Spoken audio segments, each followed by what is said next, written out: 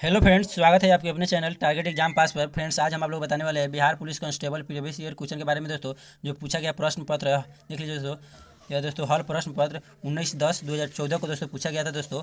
और बिहार पुलिस में ज़्यादातर दोस्तों इस बार जो है 2023 में जो परीक्षा होने वाला है दोस्तों, इसमें दोस्तों 10th पर आधारित प्रश्न पूछे जाएंगे दोस्तों। और ये जो सेट है इसमें भी दोस्तों 10th लेवल पर बहुत ही प्रश्न पूछे गए हैं। देख लीजिए दोस्तों, देख सकते हैं दोस्तों, बहुत से जिसमें दोस्तों 10th लेवल पर ये आधारित है। देख लीजिए, मैथ है एकदम, ये 10th लेवल पर आधारित, जितने भी दोस्तों क्वेश्चन है ना सब 10th लेवल पर आधारित है। तो इसलिए दोस्तों इस वीडियो को बहुत ही ध्यानपूर्वक देखिएगा और पूरा देखिएगा। गारंटी के साथ कहते हैं इस प्रीवियस ईयर क्वेश्चन से आपको एग्जाम में क्वेश्चन देखने को बहुत ज़्यादा मिलेंगे दोस्तों। तो चलिए दोस्तों शुरू करते हैं आपके पहले सवाल से। आपका पहला सवाल है दोस्तों, निम्नलिखित में से कौन विखंडन योग प्राकृतिक तत्व है? बताइए दोस्तों, पूछ रहा है निम्नलिखित में से कौन विखंडन योग प्राकृतिक तत्व है?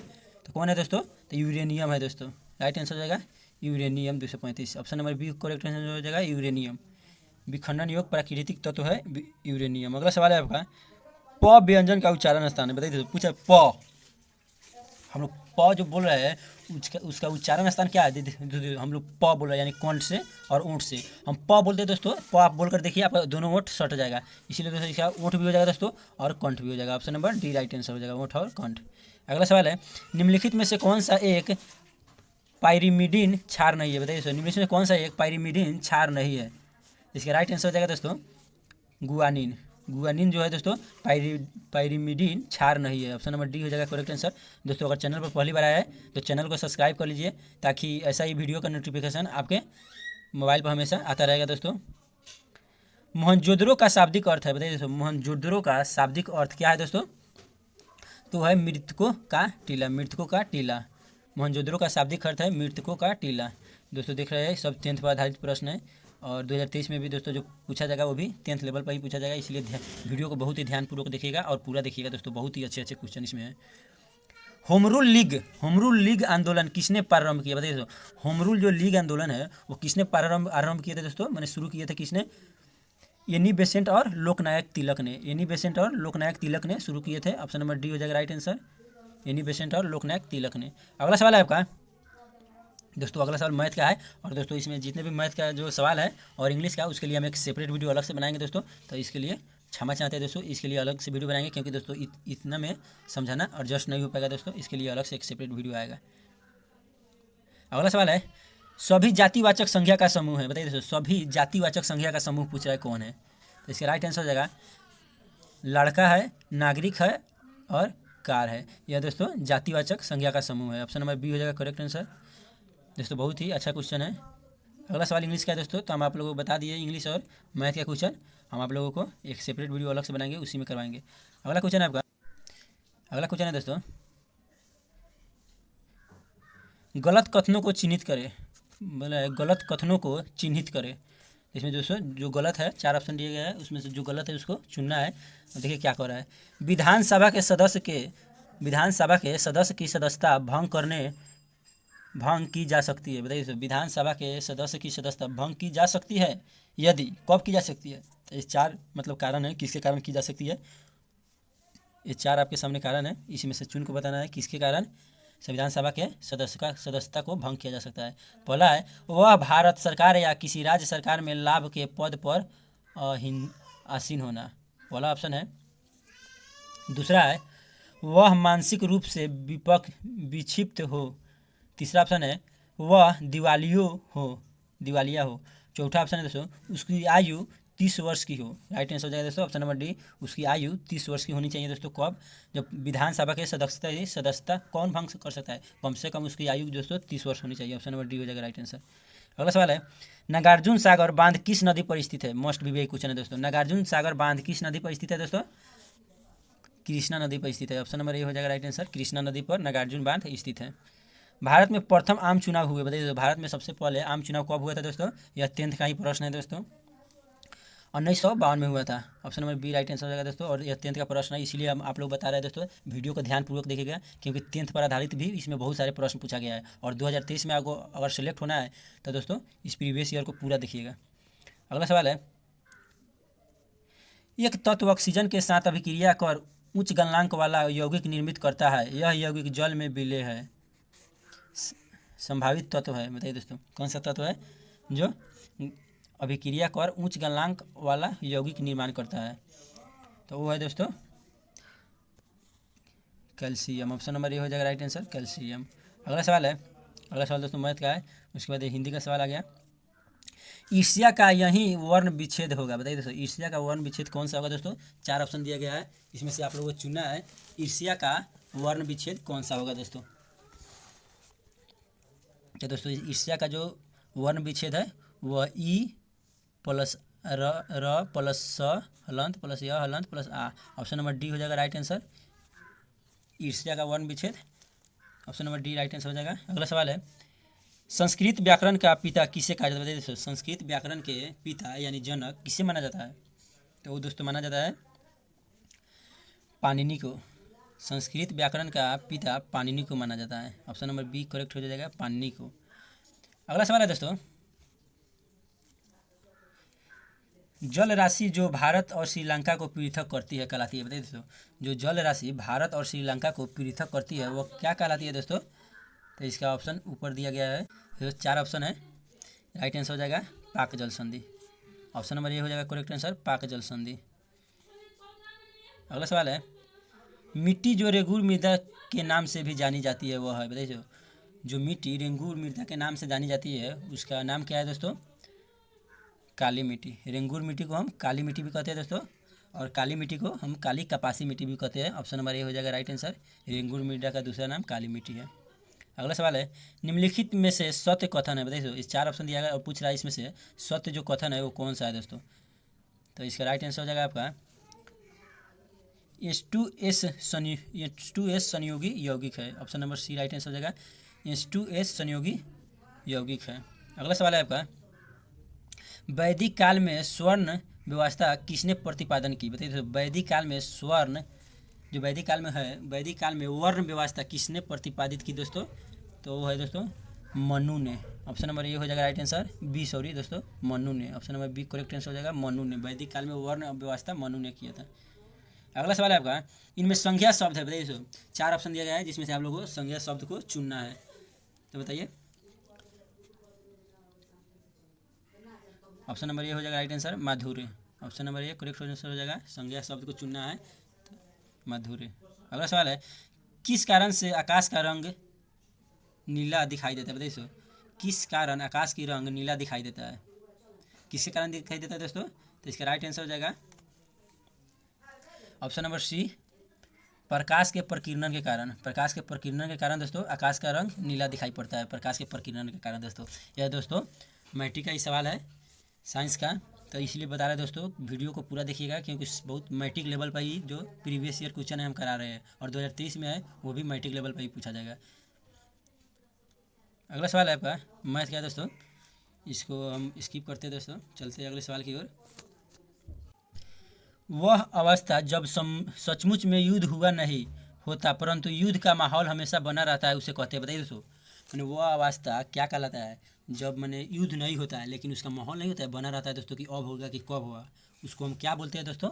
तो उसको हम लोग बोलते हैं शीत युद्ध, उसको शीत युद्ध बोला जाता है। ऑप्शन नंबर बी हो जाएगा राइट आंसर, शीत युद्ध। अगला सवाल है, निम्नलिखित में से कौन एक गैर परंपरागत ऊर्जा स्रोत है। बताइए इसमें से कौन एक है जो गैर परंपरागत ऊर्जा स्रोत है। तो वो जो आपका हो जाएगा दोस्तों पवन और वायु दोस्तों गैर परंपरागत ऊर्जा स्रोत है। अगला सवाल है, निम्नलिखित में से संसाधन का कौन सा तरीका दुग्ध तथा दुग्ध उत्पादकों के परीक्षण में प्रयोग किया जाता है। बताइए दोस्तों राइट आंसर हो जाएगा पशुचूरीकरण। ऑप्शन नंबर सी हो जाएगा राइट आंसर, पशुचूरीकरण। अगला सवाल है आपका, राष्ट्रपति द्वारा राज्यसभा में मनोनीत सदस्यों की संख्या है। बताइए राष्ट्रपति द्वारा राज्यसभा में मनोनीत सदस्यों की संख्या कितनी है दोस्तों। तो है आपका 12। राष्ट्रपति द्वारा राज्यसभा में 12 सदस्यों को मनोनीत की जाती है। ऑप्शन नंबर सी हो जाएगा राइट आंसर, यानी चुना जाता है। अगला सवाल है इंग्लिश का, इसको स्किप करते हैं। अगला सवाल है, भारत में पंचायती राज व्यवस्था को लागू करने वाला प्रथम राज्य था। बताइए भारत में जब पंचायती राज व्यवस्था जब लागू हुआ था तो लागू सबसे पहले कौन से व्यक्ति किए थे दोस्तों, प्रथम व्यक्ति कौन थे। इसका राइट आंसर हो जाएगा करने वाला प्रथम राज्य पूछ रहा है दोस्तों। तो प्रथम राज्य हो जाएगा राजस्थान दोस्तों। ऑप्शन नंबर बी हो जाएगा राइट आंसर। राजस्थान में सबसे पहले पंचायती राज व्यवस्था लागू किया गया था। अगला सवाल है, भारत में निम्नलिखित में से कौन सा प्रदेश झूम कृषि के लिए प्रसिद्ध है? बताइए दोस्तों, भारत में कौन से जो प्रदेश है वो झूम कृषि के लिए प्रसिद्ध है दोस्तों? तो है पूर्वोत्तर क्षेत्र। पूर्वोत्तर जो क्षेत्र है वो झूम कृषि के लिए प्रसिद्ध माना जाता है। अगला सवाल है, शहर जो भारत की सिलिकॉन वैली के नाम से जाना जाता है वह है? बताइए दोस्तों, वह कौन सा शहर है भारत का जो सिलिकॉन वैली के नाम से जाना जाता है? सिलिकॉन वैली के नाम से कौन सा शहर जाना जाता है दोस्तों भारत का? तो राइट आंसर हो जाएगा बेंगलोर। जो बेंगलुरु है दोस्तों, यह सिलिकॉन वैली के नाम से जाना जाता है। ऑप्शन नंबर ए हो जाएगा राइट आंसर, बेंगलोर। चींटी या मधुमक्खी के काटने पर उसके डंक में निम्न द्रव पाया जाता है? बताइए दोस्तों, चींटी या मधुमक्खी जब काटती है तो उनके डंक में क्या पाया जाता है? तो उसके डंक में दोस्तों फॉर्मिक अम्ल पाया जाता है, जिसके कारण हम लोग वो चींटी या डंक काटता है तो वो विष विषाता है। फॉर्मिक अम्ल के कारण वो दोस्तों काटता है और हमारे शरीर में फॉर्मिक अम्ल को छोड़ देता है, इसीलिए हम लोगों का काटा हुआ स्थान पर विष विषाता है। अगला सवाल है दोस्तों क्वेश्चन, अगला सवाल है दोस्तों इंग्लिश का, तो इसको हम लोग स्किप कर रहे हैं। उसके बाद साइंस का सवाल है दोस्तों, कह रहा है 4NH3 प्लस 5O2, उसके बाद अभिक्रिया कर रहा है तो 4NO प्लस 6H2 बन रहा है। तो इस अभिक्रिया को देख लीजिए दोस्तों और बताइए इस अभिक्रिया में कौन सा पदार्थ अवकारक है? बताइए दोस्तों, इसमें अभिक्रिया को देख लीजिए और इसमें बताइए अवकारक जो है वो कौन सा पदार्थ है दोस्तों? तो दोस्तों जो अवकारक हो जाएगा NH3 हो जाएगा दोस्तों, NH3 ऑप्शन नंबर ए हो जाएगा राइट आंसर, NH3। अगला सवाल है आपका, सिक्किम भारत एवं चीन किसके माध्यम से एक दूसरे से जुड़े हैं? देखो सिक्किम भारत एवं चीन किसके माध्यम से एक दूसरे से जुड़े हुए हैं दोस्तों? तो वो जुड़े हुए हैं दोस्तों नाथुला दर्रा के माध्यम से। ऑप्शन नंबर ए हो जाएगा राइट आंसर, नाथुला दर्रा के माध्यम से चीन और भारत एक दूसरे से जुड़े हुए हैं और सिक्किम। अगला सवाल है, किस माध्यम में ध्वनि का वेग अधिकतम होता है? बताइए, 4 माध्यम दिया गया और पूछा ध्वनि का वेग सबसे अधिकतम कौन सा माध्यम में होता है? तो राइट आंसर हो जाएगा दोस्तों इसका ठोस में। ठोस में दोस्तों ध्वनि का जो वेग है सबसे अधिक होता है ठोस में। Option number B right answer हो जाएगा। अगला सवाल है, यदि घन के प्रत्येक किनारे को 50% बढ़ा दी, सॉरी दोस्तों ये भी दोस्तों क्वेश्चन है मैथ का ही, मानव हृदय में शुद्ध रक्त पाया जाता है? बताइए जो मानव हृदय होता है उसमें शुद्ध रक्त कहाँ पाया जाता है? इसका राइट आंसर हो जाएगा महाधमनी एवं बाएं निलय में। महाधमनी एवं बाएं निलय में शुद्ध रक्त पाया जाता है मानव हृदय में। ऑप्शन नंबर ए हो जाएगा राइट आंसर। चलते अगले सवाल की ओर। स्थानीय निकाय अपने लिए राजस्व इकट्ठा करती है। स्थानीय निकाय अपने लिए राजस्व इकट्ठा करती है गिरह कर इकट्ठा करती है। ऑप्शन नंबर सी करेक्ट हो जाएगा। अगला सवाल है दोस्तों, निम्नलिखित में कौन प्लास्टिक बहुलक नहीं है? बताइए, पूछ रहा है निम्नलिखित में कौन प्लास्टिक बहुलक नहीं है? प्लास्टिक बहुलक कौन नहीं है दोस्तों? टेफ्लॉन नहीं है। Option number B right answer है, टेफ्लॉन जो है प्लास्टिक बहुलक नहीं है। अगला सवाल है, अरावली पहाड़ियाँ भारत के किस राज्य में स्थित है? जो अरावली जो पहाड़ है दोस्तों वो भारत के कौन से राज्य में है दोस्तों? तो आपका है राजस्थान में है। अरावली पहाड़ियाँ राजस्थान में स्थित है दोस्तों। Option number B right answer हो जाएगा।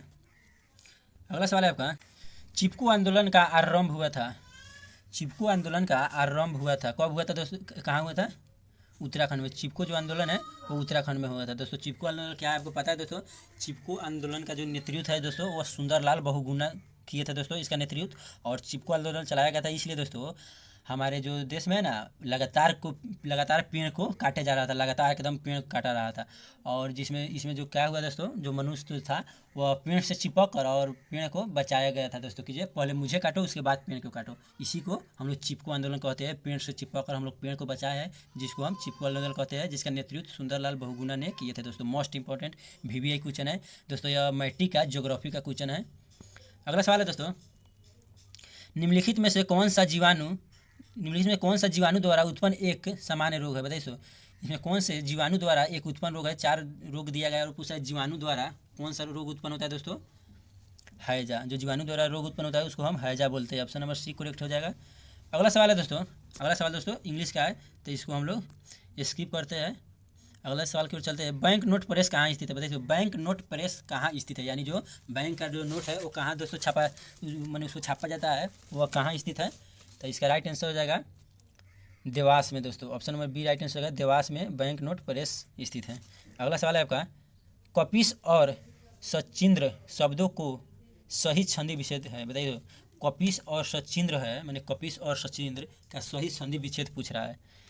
देखिए दोस्तों, कपिस और सचिंद्र का सही संधि विच्छेद कौन है? 4 ऑप्शन दिया गया है, बताइए इसमें से कौन सा आंसर होगा। तो कपिस और सचिंद्र का संधि विच्छेद हो जाएगा आपका ऑप्शन नंबर बी, कपि प्लस ईश प्लस रांची प्लस इंद्र। कपिस और सचिंद्र का संधि विच्छेद यही होगा, ऑप्शन नंबर बी हो जाएगा राइट आंसर। अगला सवाल है दोस्तों, गुरु गोविंद सिंह की रचनाओं का संपादन किस पुस्तक में किया गया है? बताइए गुरु गोविंद सिंह की रचनाओं का संपादन किस पुस्तक में किया गया है दोस्तों? तो उस पुस्तक का नाम है दोस्तों दशम ग्रंथ।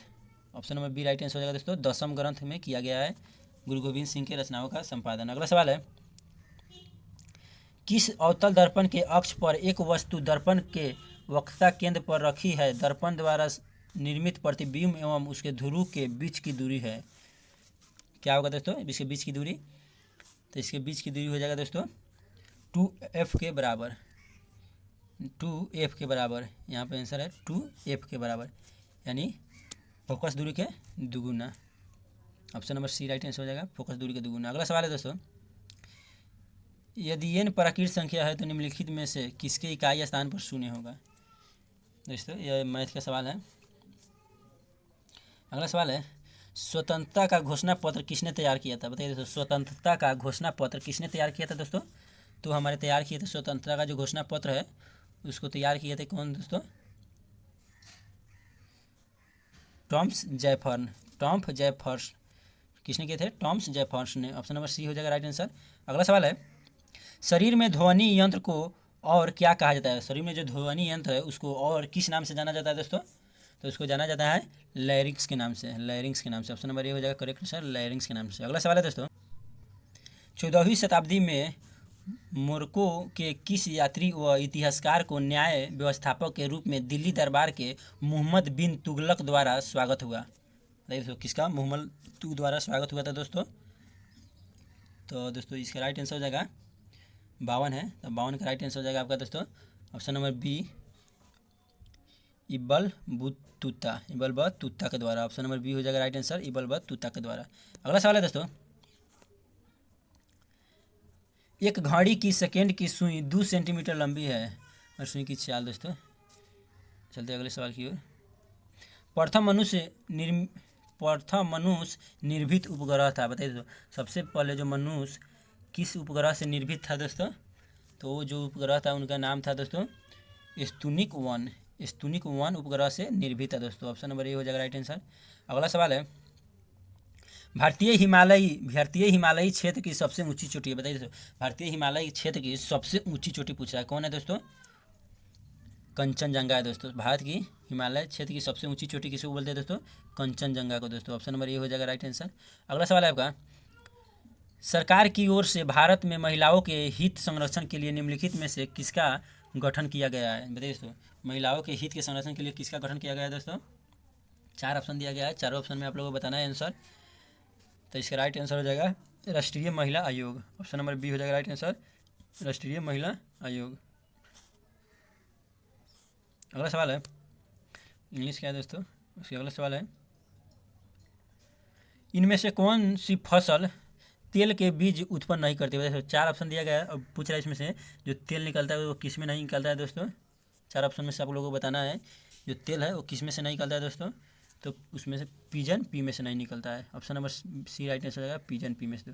जो तिल है दोस्तों, तिल का तेल हम लोग कहते हैं, उसमें तिल निकलता है। सूरजमुखी का भी तेल होता है। अलसी यानी जो जिसको हम लोग तीसी बोलते हैं, अलसी को हम लोग तीसी बोलते हैं, उसमें से भी तेल निकलता है दोस्तों। और सूरजमुखी में से निकलता है, तिल में से भी निकलता है, लेकिन पीजन में से नहीं निकलता है। तो इसका राइट आंसर हो जाएगा पीजन, क्योंकि पूछ रहा है किस में से नहीं निकलता है और पूछता किस में से निकलता है तो तीनों हो जाता है, ए बी और डी।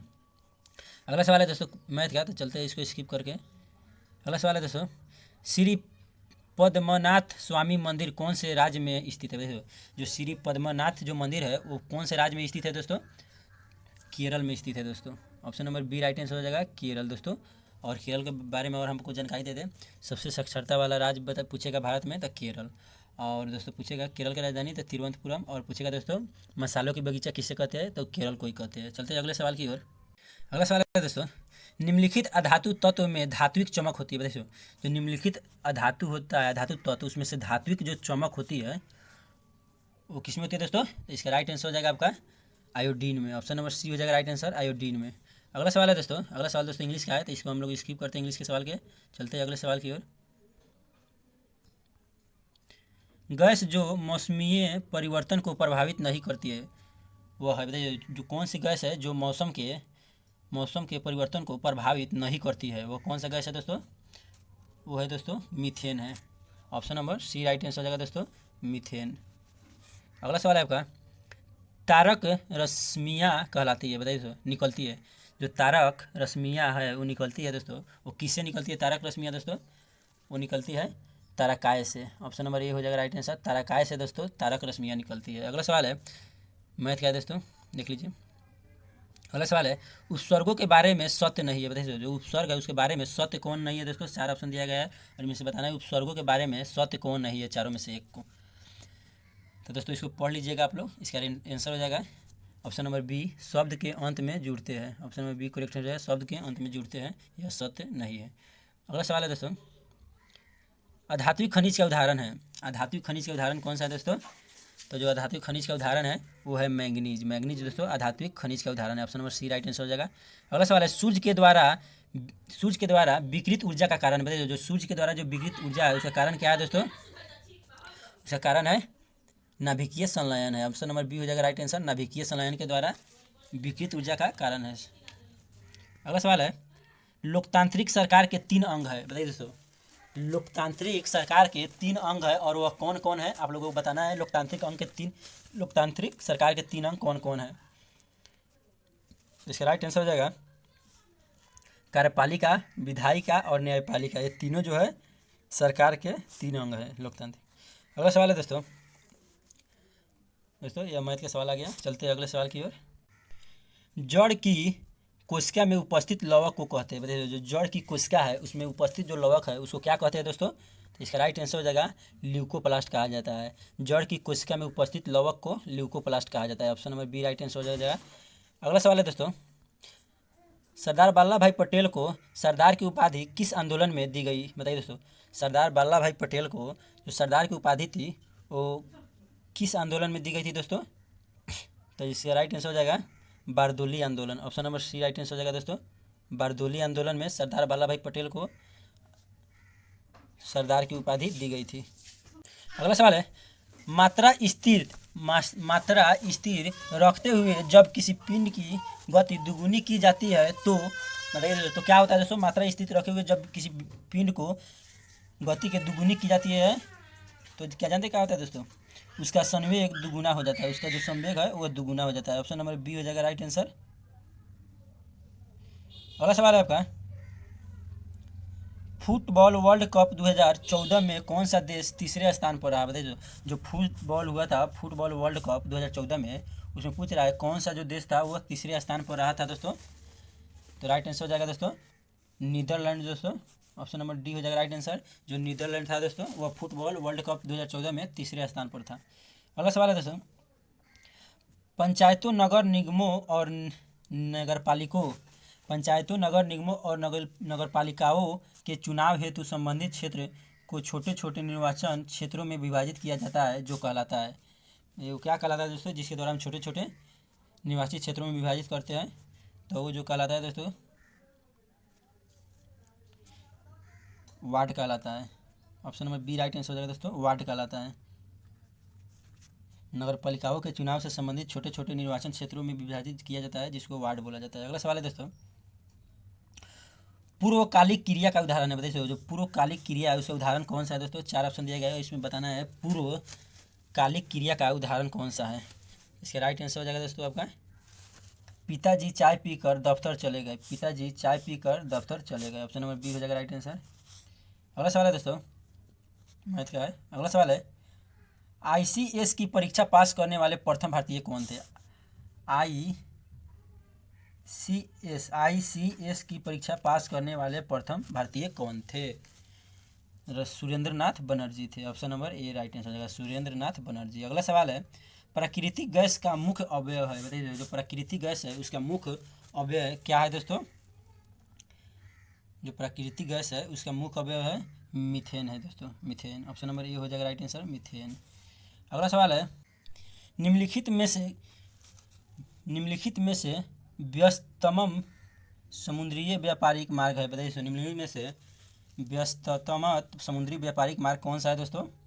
उत्तरी अटलांटिक व्यापारिक मार्ग, option number D right answer हो जाएगा, उत्तरी अटलांटिक व्यापारिक मार्ग है। अगला सवाल है, भारत में सरकार का रूप है, बताइए। भारत में सरकार का रूप क्या है पूछ रहा है। संसदीय है, भारत में सरकार का रूप संसदीय, ऑप्शन नंबर सी करेक्ट हो जाएगा। अगला सवाल है इंग्लिश का। अगला सवाल है दोस्तों, 1941 में द्वितीय विश्व युद्ध के दौरान किन घटनाओं के कारण जर्मनी और उसके साथी राष्ट्र की हार हुई, बताइए। किसके कारण दोस्तों? 1941 में द्वितीय विश्व युद्ध के दौरान संघटन के कारण जर्मनी और उसके साथियों की हार हुई थी दोस्तों। तो राइट आंसर हो जाएगा इसका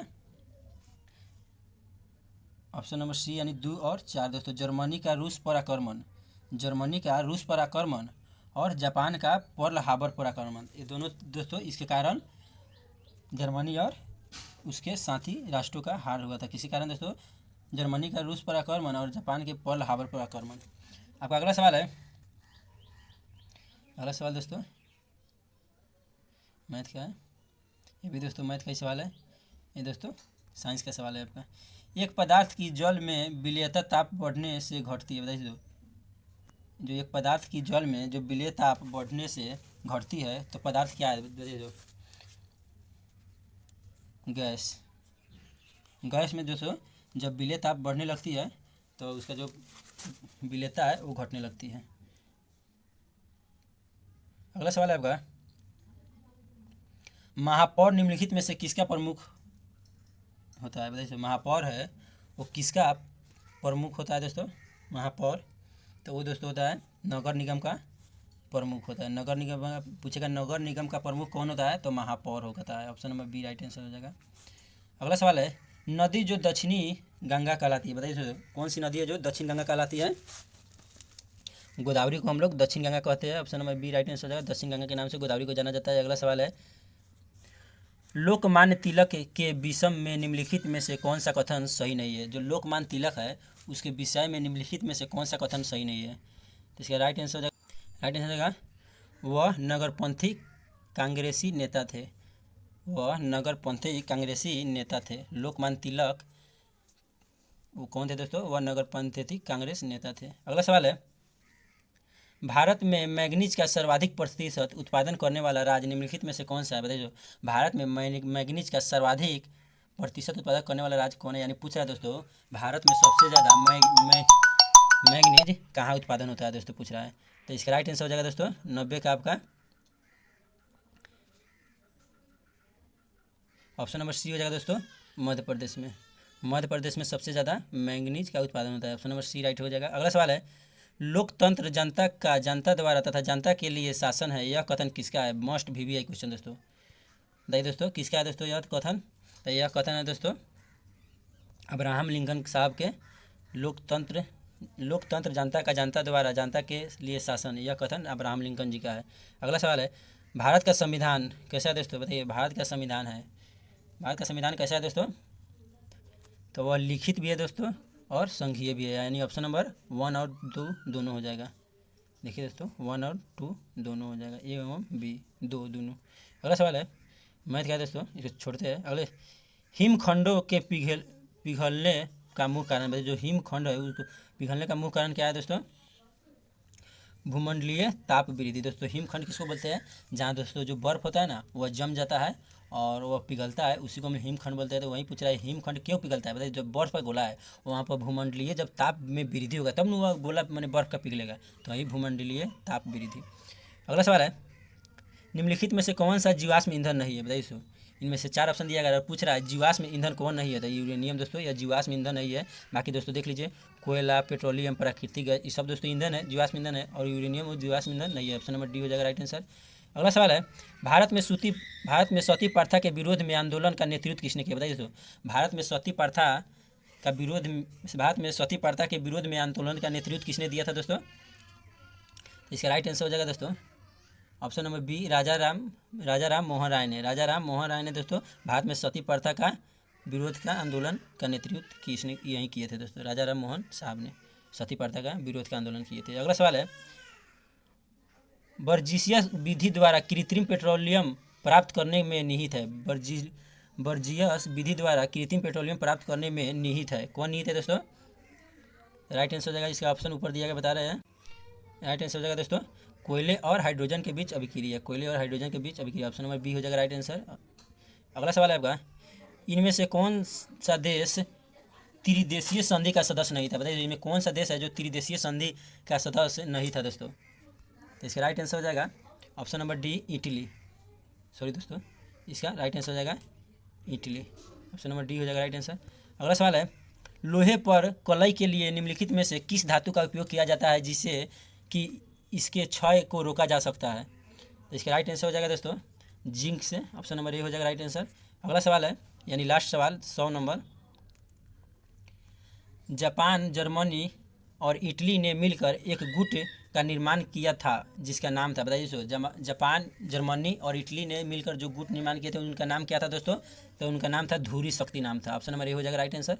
आशा करते हैं दोस्तों आप लोगों को वीडियो पसंद आएगा, तो वीडियो को लाइक कर दीजिएगा और चैनल को सब्सक्राइब कर दीजिएगा ताकि आपको पास ऐसा ही वीडियो हमेशा पहुंचता रहे दोस्तों। हम 8 बजे शाम को डेली एक प्रैक्टिस सेट कराएंगे आप लोगों को, वो भी प्रीवियस ईयर पूछे हुए क्वेश्चन के बारे में दोस्तों। तो आज के लिए इतना ही दोस्तों। जय हिंद, जय भारत। मिलते हैं अगले वीडियो में।